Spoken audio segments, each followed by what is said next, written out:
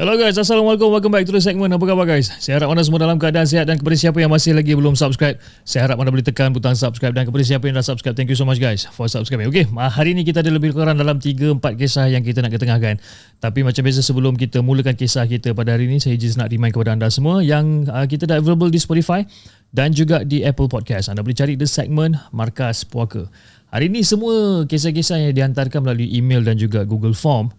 Tapi sebelum kita mulakan kita punya kisah pada hari ini, macam biasa, kita layan the intro dulu.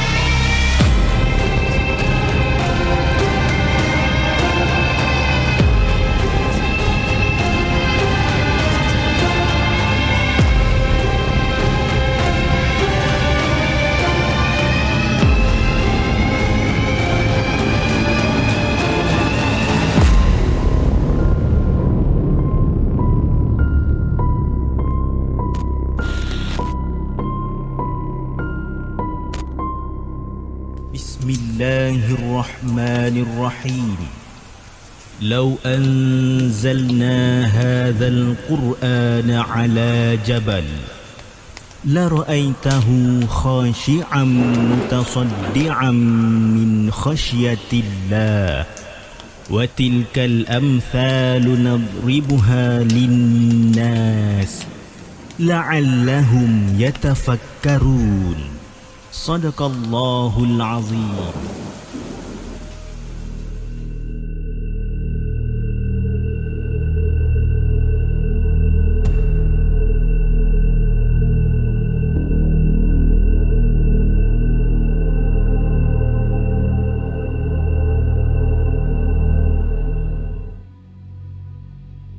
Okay guys, kisah yang pertama ni dihantar ataupun dikirimkan oleh Asir yang berusia 31 tahun yang berasal ataupun kisah ni berlaku di Korea.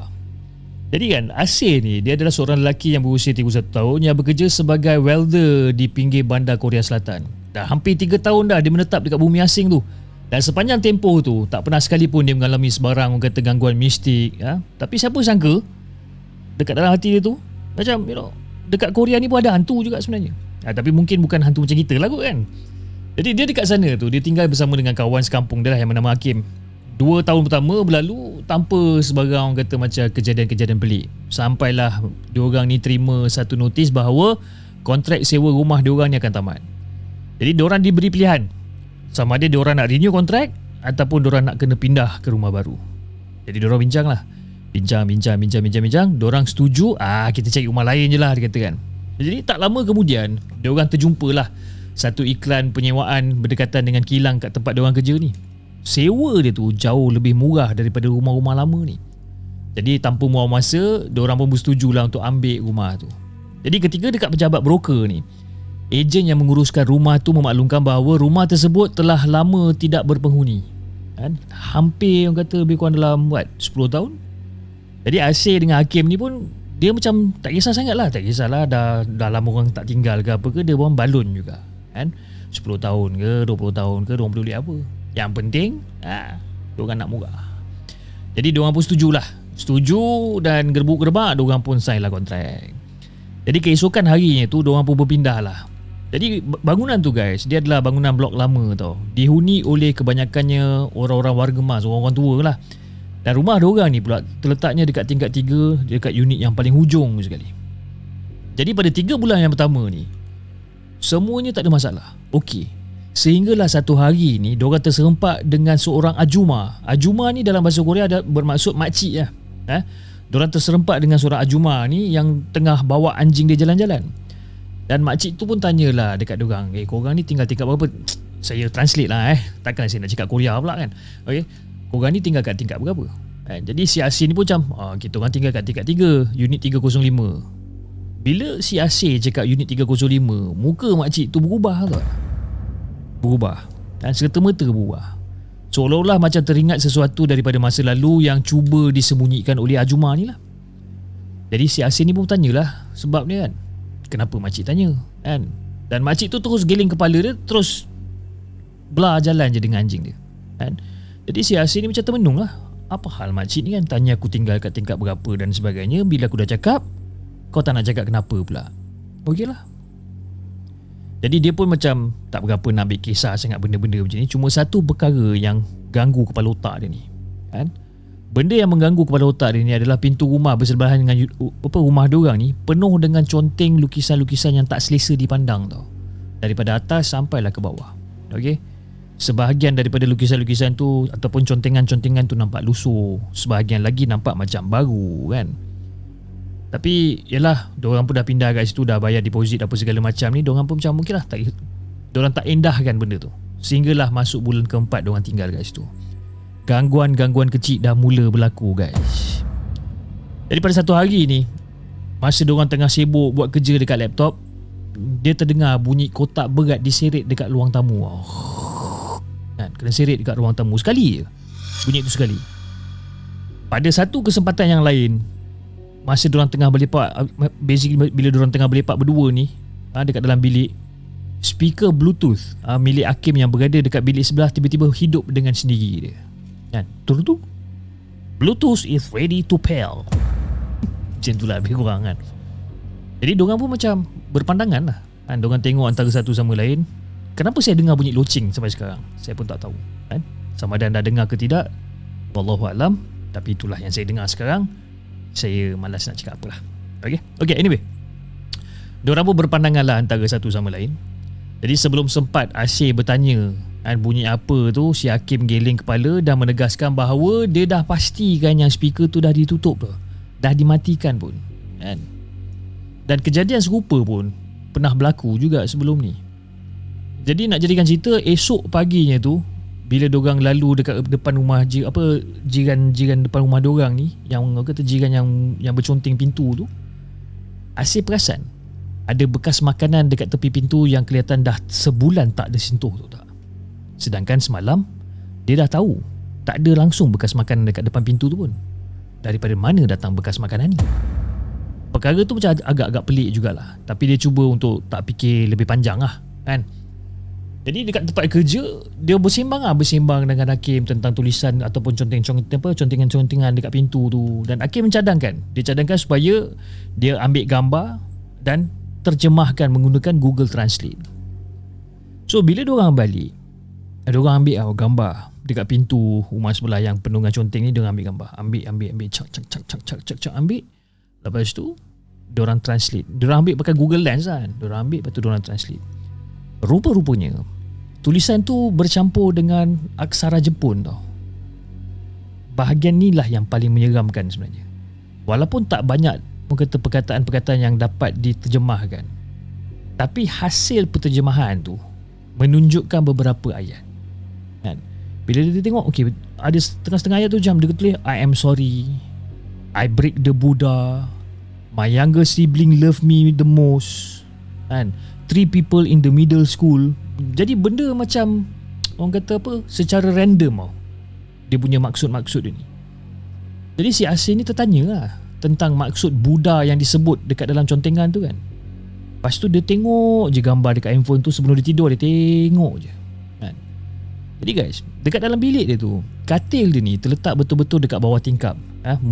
Kira macam benda tu macam memudahkan dia untuk tarik, orang kata tarik langsir ke pada waktu pagi nak buka langsir ke dan sebagainya. Benda tu kira macam agak mudah untuk dia.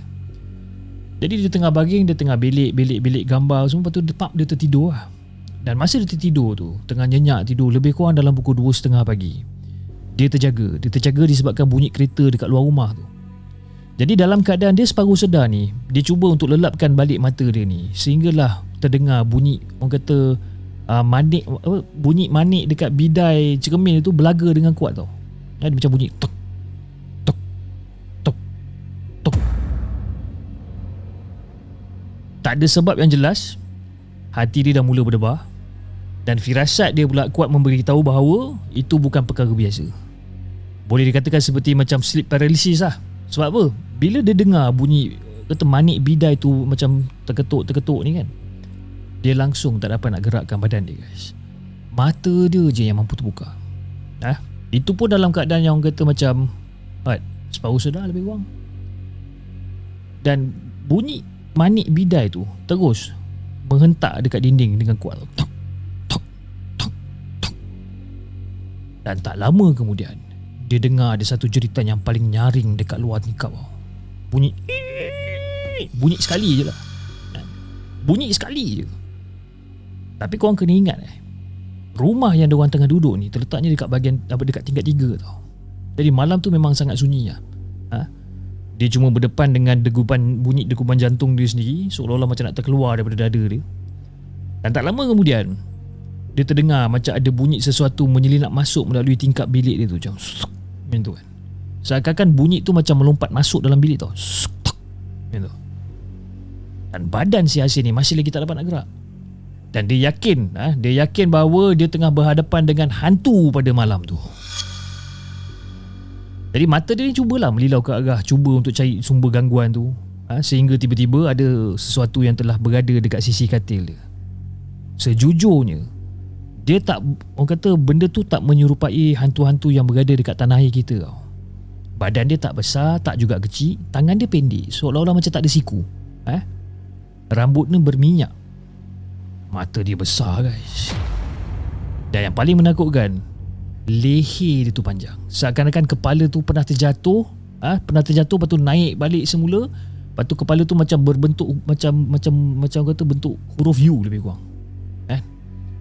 Dan makhluk tu dia panjat dekat atas badan si Asir ni. Berat makhluk tu terasa pelik tak sepadan dengan saiz makhluk ni. Dia punya berat ni sehingga kan orang kata bila duduk dekat atas peha tu pun rasa macam macam nak mati berat dia ni. Dan kedua-dua tangan makhluk tu diletakkan pada bahu si Asir ni, dan wajah dia betul-betul berhadapan dengan muka si Asir ni.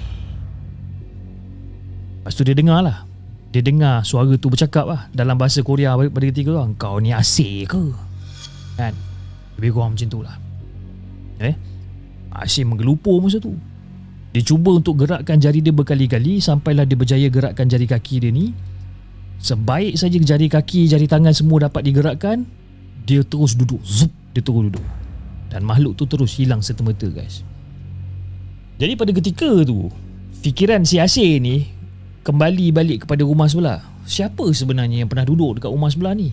Siapa yang mencorakkan pintu rumah sebelah ni sampai sedemikian rupa? Dan apa kata nota-nota pelik yang berada dekat atas pintu ni, apa maksud dia sebenarnya? Dan dalam hati dia cakap pada ketika tu, bila dia terjaga, dia terbangun tu, dia kata ini mesti kerja rumah sebelah, ini mesti rumah sebelah ni, ini mesti rumah sebelah. Jadi pada ketika tu jugalah dia buka balik laptop dia tu, dia pasang ayat ruqyah dekat YouTube, dan dia biarkan ayat ruqyah tu bermain je lah sampailah ke pagi. Jadi keesokan paginya tu guys, si Hakim kejut si Asir. Dan Asir ceritakanlah pada si Hakim apa yang jadi pada malam sebelumnya tu kan. Hakim terdiam dan mata dia terbeliak juga. Sebab kenapa? Si Hakim ni pun, dia pun dengar juga seolah-olah macam ada orang ketuk tingkap dekat dalam bilik dia malam tu. Tapi disebabkan dia terlampau mengantuk, dia buat tak tahu, dia buat bodoh je, dia terus sambung tidur kan. Dan pada ketika tu guys, bila diorang tengah bersiap untuk pergi ke tempat kerja pada hari tu, bau minyak tanah kuat, dan bau minyak tanah tu datangnya daripada pintu rumah jiran sebelah dia ni. Dan kejadian tu baru berlaku 2 hari lalu, dan juga gangguan-gangguan kecil masih lagi berterusan sampai sekarang. Dan setakat ni diorang masih belum tahu apa yang patut dilakukan sebenarnya. Jadi menurut pada kata Hakim, yang cuba mencari maklumat tentang penampakan yang diceritakan oleh si Asir ni, rupa-rupanya benda tu wujud, makhluk sedemikian wujud dalam mitos Korea dan juga Jepun, dikenali sebagai Rokurokubi. Rokurokubi. Sama macam Malaysia yang berkongsi mitos hantu dengan Indonesia, Korea juga dia berkongsi mitos dengan Jepun. Rokurokubi. Itu antara cerita pertama yang Asir hantar. Cerita ni masih lagi orang kata tak ada ending dia. Masih lagi gangguan-gangguan kecil tu masih lagi ada. Tapi ya, bila kita berada dekat negara orang, kita tak jumpa pocong, pontianak dan sebagainya, tapi kita jumpa makhluk-makhluk yang dekat sana kan. Tak dapat nak bayangkan macam mana feeling Hakim dan juga Asir ni berjauhan daripada tanah air, kena berdepan pula dengan benda-benda macam ni. Okey, itu kisah yang pertama. Now, kisah yang kedua ni pula dikongsikan oleh Adam lah. Kita bagi nama dia Adam lah, Dan dia merupakan kisah yang tak silap saya kisah yang kedua ataupun kisah yang ketiga yang dihantar kepada The Segment lah. Tapi kali ini dia mengambil sedikit masa untuk menulis pengalaman dia dengan lebih terperinci. Jadi guys, kisah ni bermula dengan satu rutin mingguan si Adam ni. Memburu dalam hutan pada waktu malam adalah satu aktiviti yang dilakukan setiap hujung minggu untuk menyara kehidupan. Memandangkan nak beli bekalan dekat pasar boleh menghabiskan duit dia dengan kata kadar yang sangat cepat lah. Jadi sepanjang pada hari tu, Adam ni dia macam menunggu waktu malam sambil-sambil menyiapkan segala keperluan dia. Jadi bila malam dah sampai, malam dah tiba, dia pun bertolaklah menuju ke lokasi buruan tadi. Sebuah kawasan dekat Sarawak yang sengaja dirahsiakan oleh si Adam ni. Dan dalam perjalanan dia ni, dia menyalakan rokok sambil dengar lagu dekat YouTube lah. Dan lebih kurang dalam sejam memandu lebih kurang. Lagu tu dah lagi tak kedengaran disebabkan dia dah masuk dekat kawasan hutan. Jadi coverage pun dah tak berapa nak kuat sangat. Jadi pada ketika tu apa yang dia dengar hanyalah bunyi kereta, bunyi tayar kereta dan juga bunyi aircon yang temankan dia pada ketika tu. Malam tu terlampau sunyi guys. Jadi bila si Adam ni sampai dekat lokasi, Adam ni pun mulalah sediakan peralatan dia, termasuk keluarkan senapang kegemaran dia daripada beg. Jadi masa dia tengah siap-siap sediakan segala benda ni, dia tengah pasang senapang dia apa semua ni, terlintas dekat dalam kepala otak dia ni betapa sunyinya hutan pada ketika tu. Seolah-olah macam tak ada kehidupan langsung. Tapi dia tak ambil pot sangat, sebabkan yalah benda tu mungkin dah biasa katnya. Dan dia pun teruskan langkah dia masuk ke dalam hutan, menyuluh ke kiri, menyuluh ke kanan. Menggunakan lampu kepala dia lah masa tu. Dia ada pakai satu torchlight dekat kepala dia ni untuk cari haiwan-haiwan yang mungkin dia boleh buru pada ketika tu. Dia mencari pantulan mata haiwan lah lebih kurang. Macam biasalah bila kita nampak kucing dalam gelap ataupun apa-apa haiwan dekat dalam gelap, bila ada cahaya yang kena dekat mata dia orang kan, dia akan keluarkan satu pantulan kan. So dia mencari benda tu lah. Jadi lebih kurang dalam kira-kira 30 minit perjalanan tu, dia berjalan dekat dalam hutan ni, dia ternampak ada sama-sama pantulan cahaya daripada jauh yang memandang tepat dekat arah dia ni. Jadi dia pun melangkahlah dengan berhati-hati menuju ke arah tu. Dan bila dia makin dekat, dia nampak ada seekor rusa jantan yang besar dengan tanduk yang bercabang 6 yang sangat-sangat cantik. Jadi tanpa melepaskan peluang, dia pun angkat senapang dia, dia terus aim, pouf. Tapi masa dia nak tembak ni, the first tembak tu keluar bunyi puff, tapi dia macam dia tak ada kick dia tau. Seolah-olah macam mungkin peluru tu expired ke apa, wallah saya tak tahu, tapi saya just assume dia tekan, dia macam keluar asap gitu je kan. Okey lah, dia kepak dia punya senapang, dia tukar bullet lain, dia cuba lagi sekali, tuff, dia keluar macam biasa je. Dia tak keluar macam peluru tembak macam tu, tak ada. Hasil dia sama je. Dan rusa tu tengok dia, lepas tu dia beralih arah, pelan-pelan dia gerak keluar kan. Jadi bila jadi macam tu, si Adam ni tak puas hati lah. Dan Adam ni pun kejar lah rusa tu sampai gagal untuk jumpa rusa tu kat mana. Jadi pada ketika tu, bila tengah-tengah menyuluh ke kiri, ke kanan, dia toleh ke belakang. Masa dia toleh ke belakang, dia nampak rusa tu berada dekat belakang dia guys. Jantung dengan lutut si Adam ni seakan-akan terjabut daripada tempat dia. Disebabkan apa? Dekat atas belakang rusa tu, rusa tu dekat belakang dia, tapi dekat belakang badan rusa tu, dekat belakang badan rusa tu macam ada satu makhluk yang sedang menunggang rusa tu. Berbadan besar, berbulu lebat warna hitam, mata merah dengan gigi yang sangat tajam lah, macam terkeluar daripada mulut dia tau. Dan makhluk tu seolah-olah macam bersedia untuk terkam si Adam ni. Jadi bila si Adam nampak benda ni, tak cerita banyak dia pun ambil keputusan, dia pun larikan diri dia. Tapi masa dia larikan diri tu dia tersilap jalan, tersilap langkah, kan? Dia berlari jauh lebih ke dalam hutan. Dia jauh lebih masuk ke dalam hutan. Bila dia lagi jauh masuk ke dalam hutan, sampailah dia tiba dekat satu kawasan yang sangat-sangat sejuk, dikelilingi dengan pokok-pokok yang besar, guys. Dan tiba-tiba dia terdengar bisikan suara berdekatan dengan bahasa yang dia tak faham. Bila dia terdengar bisikan suara dengan bahasa yang dia tak faham, diikuti pula dengan bunyi dahan, bunyi daun bergoyang kuat daripada arah atas. Jadi dia beranikan diri untuk dongak ke atas, untuk menyuluh lampu ke arah bunyi tersebut lah. Dan bila dia dongak ke atas, lampu torchlight dia kat kepala kan, dia dongak ke atas, so lampu dah menyuluh ke atas lah. Bila lampu dah menyuluh ke atas, dia terkejut. Sebab apa? Dia nampak beberapa ekor monyet bersaiz lebih besar daripada tubuh dia, dengan gigi taring dia, dengan mata merah dia, seolah-olah tengah merenung kepada si Adam ni dalam keadaan marah. Dan kali ni Adam tak berganjak. Dia berazam biarlah dia mati dekat situ. Dia acukan senapang dekat salah seekor monyet dan dia lepaskan tembakan. Puff! Kali ini peluru tu berjaya meletup dan kena pada sasaran. Dan monyet tu menjerit kesakitan, tapi monyet tu tak tumbang, guys. Monyet tu tak tumbang. Seakan-akan ada benda ataupun ada semangat yang membangkitkan kumpulan tu untuk serang si Adam ni. Jadi dalam keadaan orang kata macam pasrah, reda je, si Adam melihat daripada kejauhan tu seperti ada cahaya api sedang menuju ke arah dia ni. Jumlah yang tak terkira, guys. Bila dia nampak macam ada cahaya api ni. Jadi bila cahaya api tu semakin hampir dengan si Adam ni, kelihatan sekumpulan lelaki berpakaian tradisional khas Sarawak, berwajah yang serius, berwajah yang bengis, tengah memandang kepada si Adam ni. Dan seorang daripada diorang ni menjerit dalam bahasa yang Adam sendiri tak faham. Lepas tu yang orang yang lain ni semua seolah-olah kelihatan macam menerima arahan, lalu melemparkan tombak ke arah pokok tempat monyet-monyet tu berada. Jadi bila dah jadi dalam keadaan macam ni, Adam dah tak boleh nak compile, kepala otak dia dah tak boleh nak fikir sangat dah. Dan dia pandang balik tempat-tempat yang tombak-tombak ni dicampak.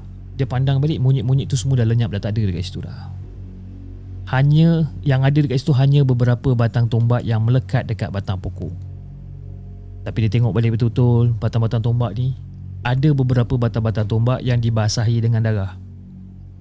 Jadi dalam keadaan tu, Adam dibawa oleh kumpulan tu ke sebuah perkampungan tanpa sepatah kata pun. Okey, diorang terus bawa si Adam ni. Dan dekat kampung tu, dekat perkampungan tu, terdapat rumah panjang bergaya tradisional yang tak pernah terlintas dekat dalam fikiran si Adam ni. Si Adam ni dijamu makan, tapi suasana tu kekal senyap sepanjang masa. Dan seolah-olah diorang ni berkomunikasi antara satu sama lain menggunakan tenaga batin. Wallahualam. Balik lepas dah settle makan, Adam cakap lah dekat diorang, saya nak balik, saya nak pulang, dia kata kan. Dan seorang daripada mereka ni pandang dekat si Adam ni dan mengisyaratkan beberapa orang lain untuk ikut dia kan. Lalu dibawanya Adam ni masuk ke dalam kabus yang agak tebal. Dan ketika keluar daripada kabus tu, Adam mendapati dirinya dah berada dekat depan kereta dia. Dan lelaki-lelaki tadi yang mengiringi Adam ni keluar, diorang kembali masuk balik dekat kabus tu pelan-pelan dan menghilang bersama dengan kabus tu. Tapi guys, yang membuatkan si Adam ni heran kan, lokasi kabus tu adalah tempat asal dia masuk hutan tu. Tapi sekarang ditutupi dengan semak belukar yang tebal. Berbeza sekali dengan keadaan sebelum yang kelihatan seperti pintu masuk jalan yang luas ni. Lain.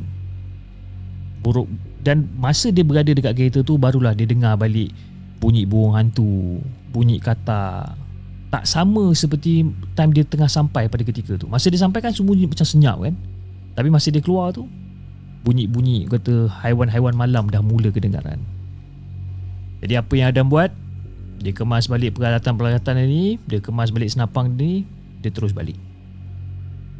Masa dia masuk dalam kereta, dia dah start kereta, dia nak pusingkan kereta dia tu, si Adam ternampak kumpulan suku tu berdiri memandang dia dengan senyuman yang lembut sebelum perlahan-lahan dia orang tu lenyap daripada pandangan. Adam masa tu macam lost guys. Dia macam tak tahu nak buat apa. Jadi bila sampai je dekat rumah, dia tengah nak salin baju apa semua, dia tengah raba-raba semua dekat poket semua, dia terdapat pula. Dia dapat rasa kan dekat dalam poket kanan dia ni macam ada sesuatu tau. Okey. Dia seluk tangan dia keluarkan benda tu daripada poket dia lah. Bila dia keluarkan daripada poket tu, ada sebuah batu yang bercantum dengan taring haiwan. Yang dia dapat seakan-akan terbentuk secara semula jadi. Dia tengok benda tu macam pelik lah, sebab dia tahu benda ni tak pernah ada dengan dia pun. Jadi bila dia dapat benda ni, Adam dah mula risau lah. Dan Adam anggap benda ni sebagai perkara yang boleh membawa dia kepada syirik. Kan? Bila dia nampak batu ada macam taring dan sebagainya ni, dia terus buang barang tu dekat sungai. Dan dia tak nak terima pun benda tu sebenarnya. Antara kejadian yang sangat pelik lah untuk Adam, kan? Berkenaan dengan orang kata aktiviti memburu pada waktu malam ni, kan? Tapi saya pun sangat yakin pada anda yang sedang menonton sekarang ni, korang pun mesti macam ada di antara anda semua yang suka memburu pada waktu malam, memancing pada waktu malam. Satu je lah pesan saya, kalau katakan ada benda-benda pelik yang berlaku, cabut lagi lah. Jangan orang kata macam nak menuju lagi ke arah tu, nak mencari lagi, janganlah. Berapa banyak dah kes-kes orang yang hilang dekat dalam hutan waktu-waktu malam, pergi memancing bertiga, balik berdua. Hati-hati. Okay guys. Okay, kisah yang seterusnya ni. Kisah ni dihantarkan oleh Eli Erna. Eli Erna ni, dia ni adalah seorang penduduk ataupun seorang kata permastautin seorang penduduk ataupun orang Negeri Sembilan lah, senang cerita. Tapi dia berkongsi kisah kali ni pun bukan berdasarkan pengalaman dia sendirilah, tapi pengalaman ngeri ibu dia semasa melahirkan dia pada era 1980-an di sebuah hospital besar dekat negeri Johor. Hospital besar Johor tahun 80-an. Saya pun lahir kat situ juga. IC kita 01. Okay. Jadi kisah ni diceritakan kepada Erna oleh ibu dia ataupun ibu bapa dia semasa dia masih lagi dalam sekolah rendah lah. Jadi seperti yang semua tahu, ilmu cantik merupakan ilmu yang dilarang dalam agama Islam kerana dia berkait rapat dengan kuasa setan, dengan iblis, serta membawa pada unsur-unsur syirik bagi mereka yang tersesat dan mengejar kepentingan duniawi ni. Jadi bila seorang dah terikat dengan perjanjian iblis, darah dengan nyawa, kebiasaan dia menjadi bayaran dia lah. Jadi menurut pada kata mak dia, kisah tuntutan ilmu cantik oleh seorang jururawat di bahagian pembedahan bersalin di sebuah hospital kerajaan dekat Johor telah lama diketahui. Bermula sejak penghujung tahun 1970-an dan juga berterusan sehingga era 1980-an. Tapi hospital tak berjaya pun untuk kenal pasti siapa pelaku dia, walaupun dah menyebabkan banyak kematian beberapa ibu yang bersalin serta bayi yang dilahirkan ni. Tapi pada kelahiran Erna ni, mak dia dah bersedia dah. Dah berserah dah semuanya kepada Allah. Walaupun dia rasa takut untuk bersalin dekat hospital tersebut, tapi dia jalankan juga. Namun kerana bidan kampung yang dicadangkan nenek dia berada dekat luar kawasan, jadi ibu dia yang tiba-tiba sakit terpaksa dibawa oleh bapa si Erna ni untuk pergi ke hospital. Jadi bila dia dah dimasukkan dekat dalam ward bersalin, dan mak dia nampak ada dua orang perempuan ataupun ada dua wanita yang lain yang turut menunggu giliran untuk bersalin. Jadi ibu dia berada dekat giliran nombor 3 kalau tak silap. Manakala giliran keempat adalah seorang wanita India yang berusia lebih kurang dalam 30-an. Dan ketika tu mak Erna ni usia dia 21. Kahwin muda dan ayah dia pula berusia 33 tahun macam tu lah. Jadi setiap 5 minit nurse ataupun doktor yang bertugas akan datang untuk periksa bukaan untuk proses kelahiran ni. Setiap 5 minit 10 minit dia datang check. Jadi selepas dua wanita sebelum dia tu selamat melahirkan, ibu Erna ni berasa sedikit lega lah.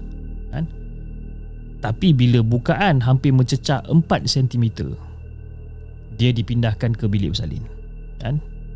Tapi secara tiba-tiba bukaan tu berkurang tau. Berkurang dan dia ditolak masuk semula ke ward. Dan doktor dan juga nurse cakap, oh, kita letakkan awak dekat ward dulu sebab masih, orang kata, belum masanya lagi lah, kan? Jadi mak dia macam pelik lah. Lepas tu tiba pula giliran wanita India tu yang belakang dia ni. Sebelum wanita ditolak masuk ke bilik bersalin ni, Mak Erna terpandang seorang jururawat yang sangat-sangat cantik, guys. Dia ternampak seorang jururawat yang sangat-sangat cantik sambil tersenyum sinis dengan mata dia yang tajam melirik ke wajah dia ni, kan? Dan Mak Erna dapat merasakan ada benda yang tak kena lah. Dan hati dia pun dah mula tak sedap lah. Jadi lepas nurse tu masuk ke bilik bersalin pada ketika tu, ada satu, orang kata, macam kekecohan yang berlaku lah. Beberapa jururawat dan juga doktor berlari keluar masuk ke dalam bilik bersalin tu dalam keadaan yang sangat-sangat panik. Dan Mak Erna kemudian mendapati bahawa wanita India tu dah lagi tak bernyawa dah. Dikatakan kehilangan banyak darah. Dan bayi tersebut pun meninggal dunia juga. Kau bayangkan you guys tengah beratur nak beranak ni. Belakang ada pasien yang mungkin korang tengah bersembang dengan dia sebelum ni. Gerbuk-gerbak. Kau tak masuk lagi bilik bersalin, tapi perempuan tu dah masuk dulu. Dan perempuan tu meninggal dengan anak dia pun meninggal juga. Jadi bila dalam keadaan macam tu, Mak Erna ni dia teringat tentang jururawat cantik yang tersenyum sinis tu tadi.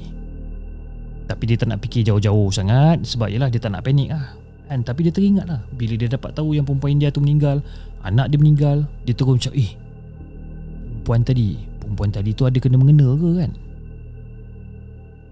Memang betul, guys. Rupa-rupanya kekecohan tu berpunca daripada jururawat tersebut sebenarnya. Dan jururawat tersebut ditangkap ketika sedang menghirup darah wanita India yang baru bersalin. Sebabkan apa? Rahsia dia terbongkar disebabkan dia tak sempat nak menghapuskan kesan darah yang ada dekat pipi dia ni. Dan bayi wanita India tu pun meninggal bersama dengan wanita tu juga. Jadi bila Mak Erna dapat tahu, istighfar dia sebabkan apa? Sepatutnya dialah yang kena masuk bilik bersalin tu. Sepatutnya. Tapi disebabkan bukaan dia tu tiba-tiba macam terhenti ataupun bukaan dia tu macam berkurangan, kan? Doktor masukkan dia dekat dalam ward biasa dan masukkan perempuan India tu. Dan dia percaya yang Allah dah selamatkan nyawa dia dan juga nyawa Erna pada ketika tu. Masa tu mak dia tengah pregnantkan si Erna ni lah. Jadi walaupun dia macam dalam keadaan trauma dengan kejadian tersebut, mak dia ni berjaya jugalah. Akhirnya berjaya melahirkan Erna secara normal tanpa sebarang masalah. Dan jururawat terbabit tu pun ditangkap dan dipenjarakan. Dan kes tu diselesaikan mengikut undang-undang yang berkuat kuasa pada ketika tu lah. Jadi Erna pun berharap jugalah supaya kejadian ni tak lagi berulang dekat mana-mana hospital. Dan mengajak kita semua untuk mengambil kisah ni sebagai satu pengajaran. Serta kita kena bersyukur kerana masih lagi diberi nafas untuk hidup sampai sekarang, kan? Itu, guys, cerita Erna ni, kan? Tapi ada ke zaman sekarang ada ke? Mungkin anda boleh komen lah sama ada ke tidak. Saya masih lagi dekat sini masih lagi terganggu dengan bunyi loceng. Saya tak sure sama ada anda dengar ke tidak. Tapi bunyi loceng tersebut membuatkan saya rasa tak selesa untuk menceritakan kisah pada malam ni. Bilik ni terasa panas. Rasa macam diperhatikan. Wallahualam. Okay, anyway, sebelum kita teruskan dengan kisah kita yang seterusnya, tapi kisah yang seterusnya kita jadikan dia sebagai kisah yang terakhir. Sebab betul, guys, saya rasa sangat tak selesa sekarang ni. Okay, saya juga ingin mengucapkan ribuan terima kasih kepada anda semua yang masih lagi setia menonton rancangan Markas Puaka, dan kepada anda semua yang telah menyumbang melalui super sticker, super chat. Terima kasih sangat-sangat saya ucapkan. Semoga anda dipanjangkan umur, dimurahkan rezeki. Okay, alright, guys, kisah yang seterusnya, kisah yang terakhir. Kisah yang terakhir ni dikirimkan oleh Yaya. Yaya ni dia adalah seorang pelajar dekat Ipoh, Perak. Dia nak berkongsi pengalaman dia diganggu semasa belajar di sebuah kolej matrikulasi dekat negeri tu. Jadi pada hari kejadian tu, kelas Yaya bermula lewat lah. Dan dia bersantai je lah. Bersantai dekat atas katil sementara tunggu dia punya roommate balik untuk siap-siap sama-sama untuk pergi ke kelas. Walaupun diorang punya kursus ni berbeza, tapi dia macam nak bersama-sama lah untuk keluar pergi ke kelas bersama-sama. Jadi guys, lebih kurang sekitar dalam pukul 8.30 pagi itulah. 8.30 pagi tu Yaya dia ambil keputusan untuk mandi, and then untuk bersiap sedia lah. Untuk bersiap sedia untuk pergi ke kelas pada ketika tu. Jadi bilik air dia orang ni mempunyai dua bahagian. Satu dekat berdekatan dengan pintu bilik, satu lagi dekat bahagian belakang. Jadi sebaik saja masuk dekat dalam bilik air, si Yaya ni terbau macam ada bau bangkai lah. Tapi dia bersangka baik lah, menganggap mungkin ada orang tengah sakit perut ke, berak bau busuk ke dan sebagainya. Dan rakan sebilik dia pula menggunakan tandas bahagian belakang, manakala Yaya pula mandi dekat bahagian depan. Jadi selesai mandi, dia orang pun baliklah ke bilik dan Yaya pun bertanya sama ada rakan dia macam, kau ada bau tak tadi macam bau busuk kan? Dan kawan-kawan dia cakap, mana ada, tak ada pun, okey je semua kan. Jadi Yaya rasa pelik lah, kenapa dia seorang je yang bau benda ni, kenapa kawan dia tak bau? Jadi dia decide, aku tak nak fikir pasal benda ni. Dan jadikan cerita, diorang pergi kelas sama-sama. Kawan dia pergi kelas lain, dia pergi kelas lain dan sebagainya. Balik kelas. Selepas kelas tamat lebih kurang dalam pukul 5 petang tu, sekumpulan pelajar perempuan sekelas merancang untuk mengadakan malam tonton filem lah. Disebabkan esoknya tu cuti hari Minggu. Jadi malam tu diorang nak lepak ramai-ramai, nak movie night lah sama-sama. Dan pada ketika tu, diorang decide untuk tonton satu cerita, nama dia Gonjiam Haunted Asylum. Diorang decide untuk tengok cerita tu dengan lampu bilik TV dimatikan sepenuhnya. Dan diorang pun layan movie tu. Jadi sepanjang movie tu berjalan, tak adalah orang kata macam gangguan apa-apa yang berlaku sepanjang tayangan tu, tak ada. And then diorang tengah layan dan movie tu habis lebih kurang dalam pukul 1 pagi lah. Jadi Yaya pun kembalilah dekat bilik dia. Bila dia balik dekat bilik dia kosong. Cari-cari kawan dia ni, rupa-rupa dia kawan dia ni pergi tidur dekat bilik kawan dia yang lain. Sebabkan boring, dia pergilah. Jadi bila jadi macam tu, dia nak tidur seorang-seorang pun macam 50-50. Nak ke aku tidur seorang dan sebagainya. Dia pun kemudian pergilah ke bilik seorang lagi kawan dia untuk makan Maggi sama-sama. Dan bilik rakan dia tu terletak dekat dom yang sama di bahagian belakang. Kira dekat lantai level yang sama di bahagian belakang, berhadapan dengan tangga blok yang agak gelap, yang kata tak ada lampu. Jadi semasa dia kata macam melintas tangga tersebut, tiba-tiba terdengar macam ada bunyi suara garang tegur dia tau. Oi. Tegur. Oi. Macam tu kan. Si Yaya ni berhenti lah. Dia berhenti dengan jantung duduk. Dia cari siapa yang tegur dia ni. Lepas tu dia jalan, dia masuk bilik member dia ni. Masak Maggi dan sebagainya, makan Maggi. Okey, semua dah settle. Lepas dah makan, dalam perjalanan balik ke bilik dia ni, dia minta kawan dia seorang ni perhatikan dia sampailah dia selamat sampai kat bilik. Aku nak balik bilik aku, kau boleh tak duduk dekat sini, kau tengok aku sampai aku masuk dalam bilik, boleh tak? Jadi kawan dia cakap okey lah. So dia pun jalan. So kawan dia lagi seorang tengah duduk je dekat luar bilik, tengok je Yaya jalan sampailah Yaya sampai dekat bilik dia. Jadi bila Yaya sampai dekat bilik dia, Yaya terus masuk dalam bilik dia, lambai tangan dekat kawan dia. Lepas tu dia pun terus masuk dalam bilik, baring tidur.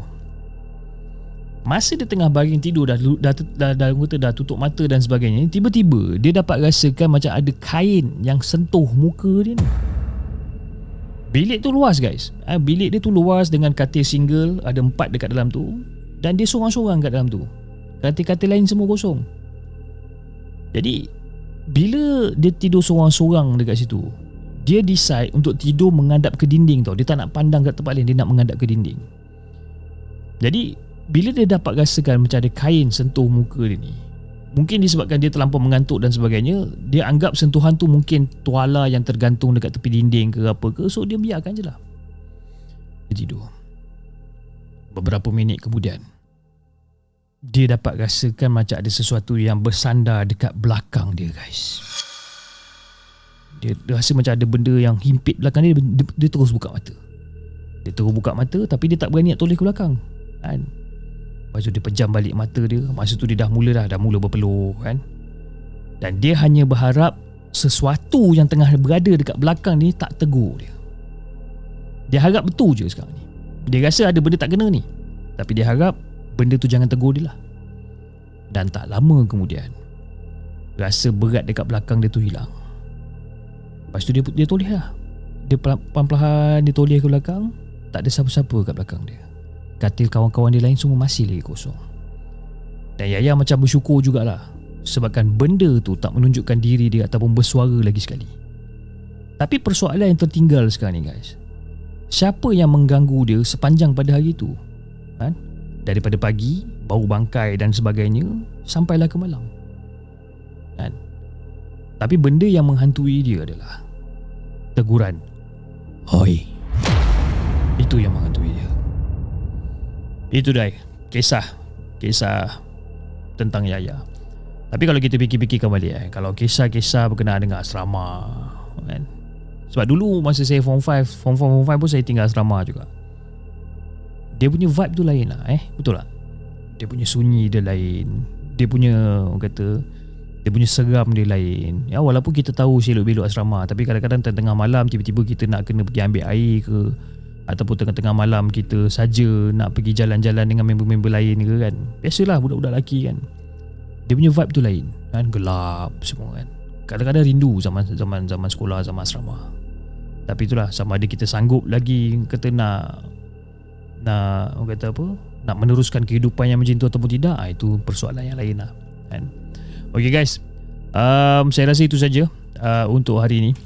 Jadi mungkin kita akan sambung lagi, ataupun mungkin kita akan cerita lagi kisah-kisah yang lain di masa yang akan datang, insyaAllah. Okay, jadi kepada anda semua yang dah jumpa channel ni, yang masih lagi belum subscribe, saya harap anda boleh tekan butang subscribe, boleh tekan butang share, dan juga bantu saya guys, yang mana yang tengah menonton sekarang ni, semua yang tengah menonton sekarang ni, bantu saya satu benda je, tekan butang like. Okay, tekan butang like. Okay, supaya bila korang tekan butang like banyak-banyak ni, okay, insyaAllah YouTube akan recommend video-video ni ke tempat-tempat lain juga. Okay, jadi saya rasa itu saja guys untuk malam ni. InsyaAllah kita akan jumpa lagi on next coming episode dengan lebih banyak kisah-kisah seram untuk kita ketengahkan. Jangan lupa like, share dan subscribe channel Segment. Dan insyaAllah kita akan jumpa lagi pada next coming episode. Assalamualaikum. Bye-bye.